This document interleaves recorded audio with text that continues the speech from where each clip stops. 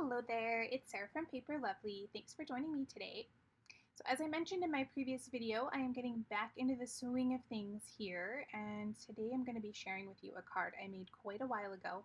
I actually filmed and edited it a while ago, and I am now getting back to doing the voiceover. So bear with me, I'm going to take you through this as best as I can. I'm starting off here with some very detailed tiny dies from the stamp market. This is called Housemaker 2. And it creates this gorgeous, really detailed house, which is perfect for like a congratulations on a new house card or we're moving. And it was so much fun to put together. I really love detailed dies. I'm starting off here. I've showed you each of the dies that I've used. We're going to make 2 smaller windows and 1 larger window. And then I have also got the windowsills cut out for all 3 of those as well. So layering on my window frames onto just a piece of cardstock there, I found that that was easiest. I will trim around those then once they are glued down nice and tight. And I am taking the smaller piece of the window frame the window box and placing that along the top of the box. Gives some great dimension. Again, I've sped this up quite a bit for you because it does take a minute to put together, but the end result is well worth it. So there I'm going to go ahead and trim out all 3 of those windows.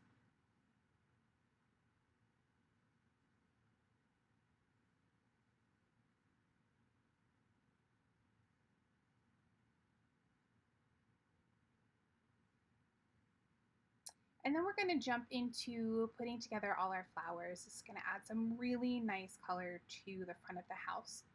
So again here, I'm showing you each of the dies that I've used. We've got our leaves here for our planter pot as well as the pot. Just attaching that with a little dot of glue there. And we're going to layer our flowers together. So the smaller of the 2 flowers are sort of a 2-piece. And then they will have a center in the middle, which really helps create some dimension. So the first thing I'm going to do is place the sort of V or heart-shaped piece at the bottom of this flower. Sort of makes like the cup of the flower. And the way that I did this was I just chose 3 colors that I wanted for the flowers and then sort of mixed and matched them together. There I'm adding in all those little centers. Yeah, a little closer look at those. I will have close-up photos for you towards the end and also in my blog post so you can get a really good look at how detailed all of this is. And the larger flowers are a bit easier, just adding that center in and we are done. I've cut out my stems here. And the way that I'm laying this out is I know that for the larger window, I want 4 stems, and the smaller window, I want 2 stems. So I'm just kind of placing those how I plan to place them in the window boxes, and then I can arrange my flowers however I would like them. I should let you know the colors I'm using. From Stamp Market, I've got Blush, Melon, Mango, Golden, Greenery, Leafy, and Tropical Teal. And from MFT, I'll be using Gravel Gray, Steel Gray, and Whipped Cream. Of course, I'm using my art glitter glue to attach everything. Later, we'll also pull in some foam tape and some Scor-Tape. So I placed a line of glue around the bottom of my window, and then I'm going to place another line of glue on top of that after my flowers are down, and just kind of sandwich those in between the window and the window box to make sure that they are nice and secure. And I will do that same thing for both the larger window and the smaller window.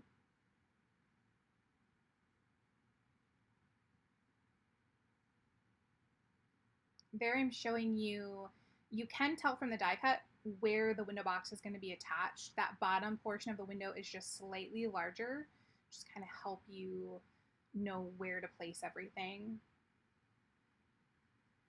And I also found it really helpful to use the lines on my mat to make sure that I was getting that bottom window box lined straight up with the window. I used those quite a bit for this card. Now for this third window, I'm going to have the pot sitting on top of the windowsill, so obviously we're not going to sandwich that. I place the sill down first, and then we will just sit the pot right on top of that.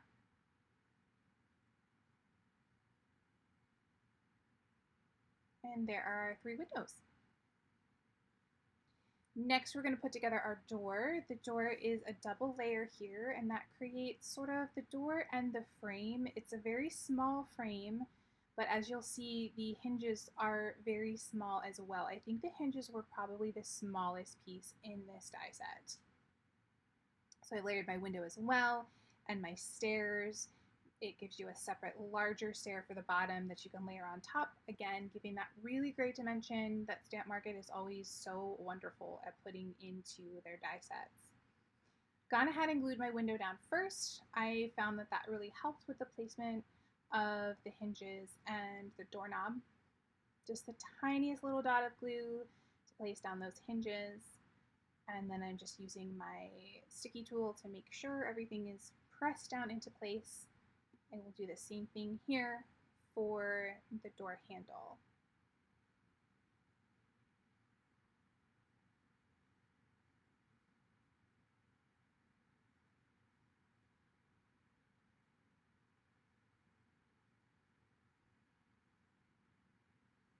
And there we have our door and our stairs. So again here, showing you all of the dies that I used to cut all of these out. This is going to put our house together. I decided I wanted to add a little more dimension. You know me, I love texture, so I pulled in an embossing folder from Tailored Expressions. This is their brick embossing folder, and I think it works perfectly with this set. So I'm going to emboss the front of the house, the chimney, and then you're also going to need a separate piece for the side of the house. There's no die for this. But I trimmed mine out to 1 3/4 inches by 2 7/8. So it's 2 7/8 tall, 1 3/4 inches wide. And then I will trim that down slightly later, but this gives me a good piece to work with to line everything up. So that's the size I would suggest using. There, I'm just trimming that out really quickly, and I will go ahead and run that through the embossing folder as well.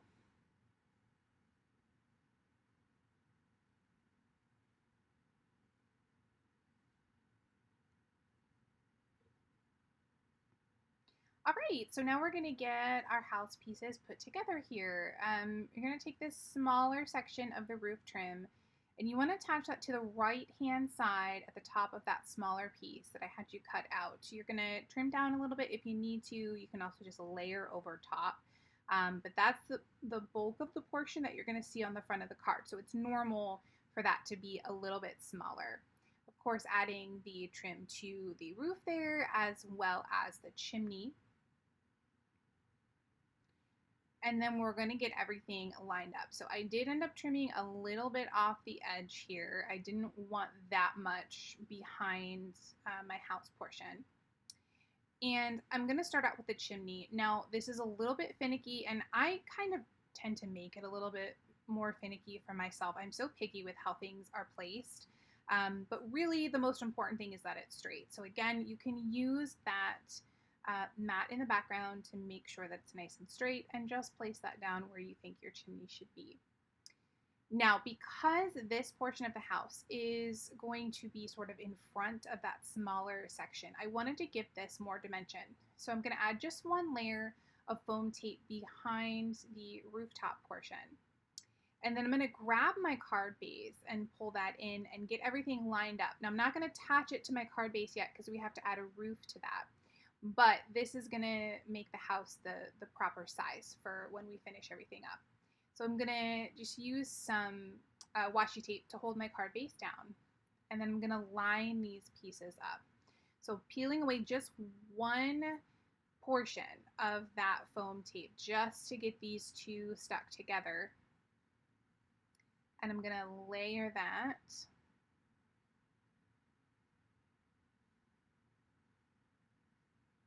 And press it into place. And then we know that our house is the exact right size for our card. This does make an A2 sized card.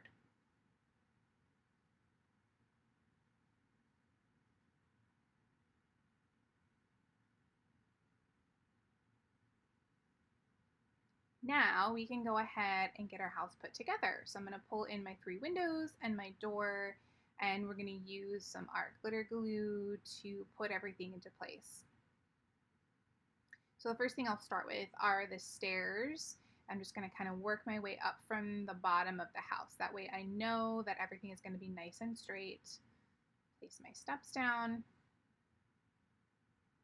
Kind of using my block there to make sure they're in alignment. And then I will add my door right on top of that.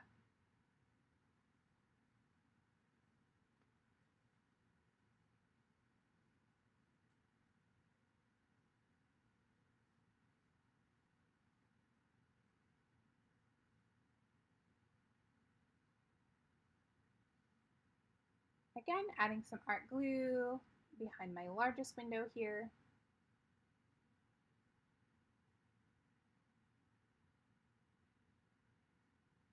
And I'll press that into place.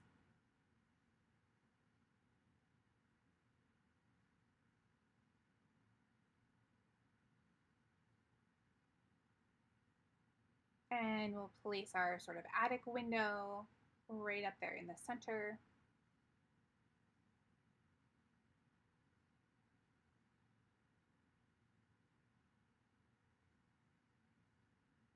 And then lastly, our window off to the side. Now, I was really tempted to line these 2 windows up perfectly, but I had to remember that the one on the side here is back slightly further. So it should be, perspective-wise, it should be up slightly higher. So that's why they're not perfectly aligned. But in real life, when you're looking at a house, that's what it would look like. It's ever so slight, but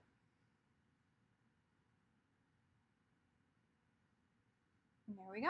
All attached, ready to go. I'm going to set that off to the side and let all of that glue dry into place. Now we can work on our roof. So I am pulling in, I'm working directly on my card base, and I'm pulling in a stencil from Stamp Market. This is their house shingle stencil, and I'm going to use the top portion. The bottom portion has that wavy line, and it's really perfect if you want to use to make like a gingerbread style house, but I went with the sort of traditional roof shingles for this one. I'm using one of my blender brushes and Distress Oxide Black Soot ink.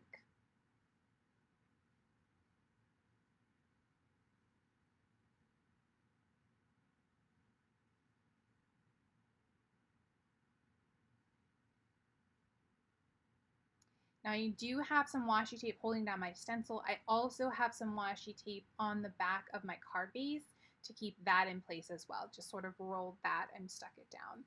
I want this to be a little longer. Well, I need it to be a little longer so that it doesn't show any gray through where we don't have roof tiles. So I'm going to line this up, move that down slightly, make sure all of my lines are properly lined up with the repeats, and then do a few more rows on the bottom.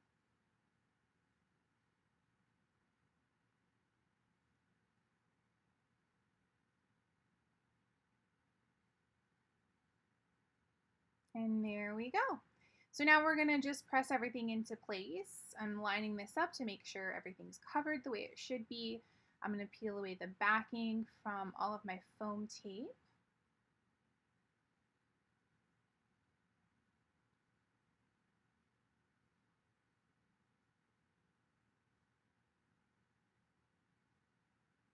And then I will add some art glitter glue to the side portion as well. I very carefully lay this down because foam tape is not as forgiving as our liquid glue. So just do my best here to line this up with the bottom of my card base and press that all into place.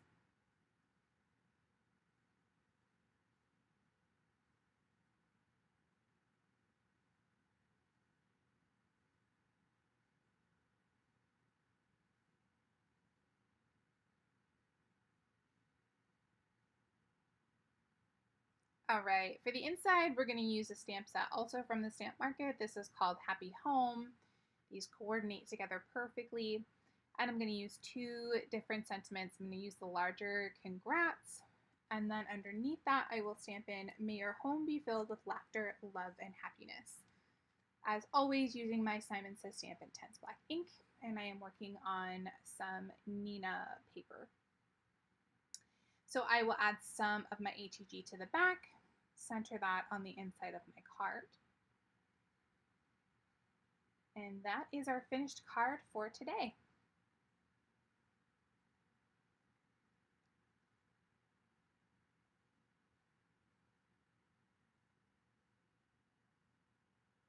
Here are a few close-ups of the finished card. In the description box below, you'll find my blog post, which has additional photos and links to the supplies I've used. If you enjoyed the video, please leave me a comment or a thumbs up and subscribe for more. Thanks so much for watching, and I'll see you in the next video.